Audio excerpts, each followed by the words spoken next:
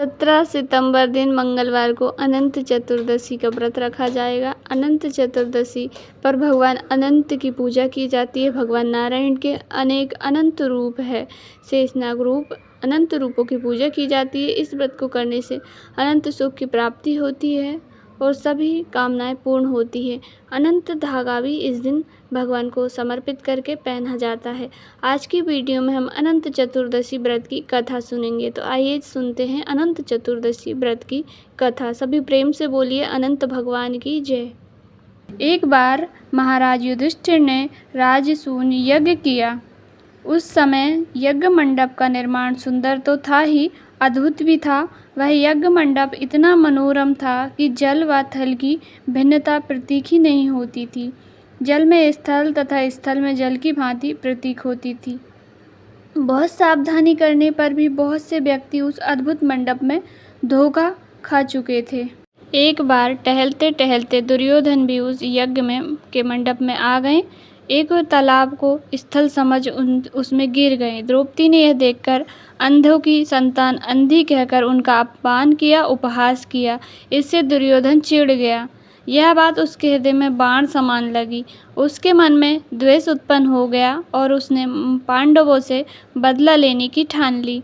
उसके मस्तिष्क में उस अपमान का बदला लेने के लिए विचार उपजने लगे। उसने बदला लेने के लिए पांडवों को धूत क्रीड़ा में हराकर उस अपमान का बदला लेने की सोची। उसने पांडवों को जुए में पराजित होने पर प्रतिज्ञानुसार पांडवों को 12 वर्ष के लिए वनवास भोगना पड़ा। वन में रहते हुए पांडव अनेक कष्ट सहते रहे। एक दिन भगवान कृष्ण मिलने आए, तब युधिष्ठिर ने उनसे अपना दुख कहा और दुख दूर करने का उपाय पूछा।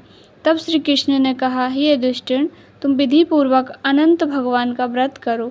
इससे तुम्हारा सारा कष्ट दूर हो जाएगा और तुम्हारा खोया हुआ राज्य पुनः प्राप्त होगा। इस संदर्भ में श्री कृष्ण ने उन्हें कथा भी सुनाई। प्राचीन काल में एक सुमंत नाम का एक नेक तपस्वी ब्राह्मण था। उसकी पत्नी का नाम दीक्षा था। उसकी एक परम सुंदरी, धर्मपरायण तथा ज्योतिर्मयी कन्या भी थी, जिसका नाम सुशीला था। सुशीला जब बड़ी हुई तो उसकी माता दीक्षा की मृत्यु हो गई। पत्नी के मरने के बाद सुमंत ने कर्कसा नामक स्त्री से दूसरा विवाह कर लिया। सुशीला का विवाह ब्राह्मण सुमंत ने कौंडिन्य ऋषि के साथ कर दिया। विदाई में कुछ देने की बात पर कर्कसा ने दामाद को कुछ ईंटें और पत्थर के टुकड़े बांधकर दे दिए। कौंडिन्य ऋषि दुखी हो अपनी पत्नी को लेकर अपने आश्रम की ओर चल दिए, परंतु रास्ते में ही रात हो गई। वे नदी तट पर संध्या करने लगे। सुशीला ने देखा वहाँ पर बहुत सी स्त्रियाँ सुंदर वस्त्र धारण कर किसी देवता की पूजा कर रही थीं। सुशीला के पूछने पर उन्होंने विधि पूर्वक अनंत व्रत की महत्ता बताई। सुशीला ने वहीं उस व्रत का अनुष्ठान किया और 14 गांठों वाला डोरा हाथ में बांधकर ऋषि कौंडिन्य के पास आ गई।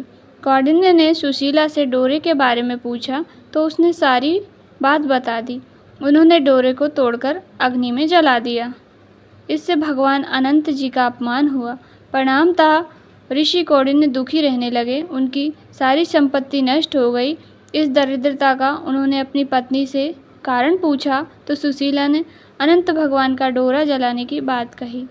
पश्चाताप करते हुए ऋषि कौंडिन्य अनंत डोरे की प्राप्ति के लिए वन में चले गए। वन में कई दिनों तक भटकते भटकते निराश होकर एक दिन भूमि पर गिर पड़े। तब अनंत भगवान प्रकट होकर बोले, कौंडिन्य, तुमने मेरा तिरस्कार किया था, उसी से तुम्हें इतना कष्ट भोगना पड़ा। तुम दुखी हुए। अब तुमने पश्चाताप किया है तो मैं तुमसे प्रसन्न हूँ। अब तुम घर जाकर विधि पूर्वक अनंत व्रत करो।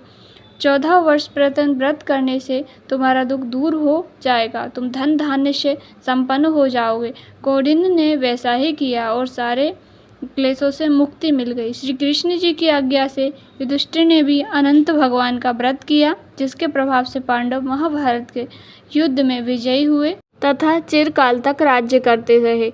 इस कथा को जो भी सुनता है, जो कहता है भगवान अनंत जी उनकी सभी कामनाएं पूर्ण करते हैं, तो आप व्रत रखे हैं तब भी अनंत चतुर्दशी की कथा सुने।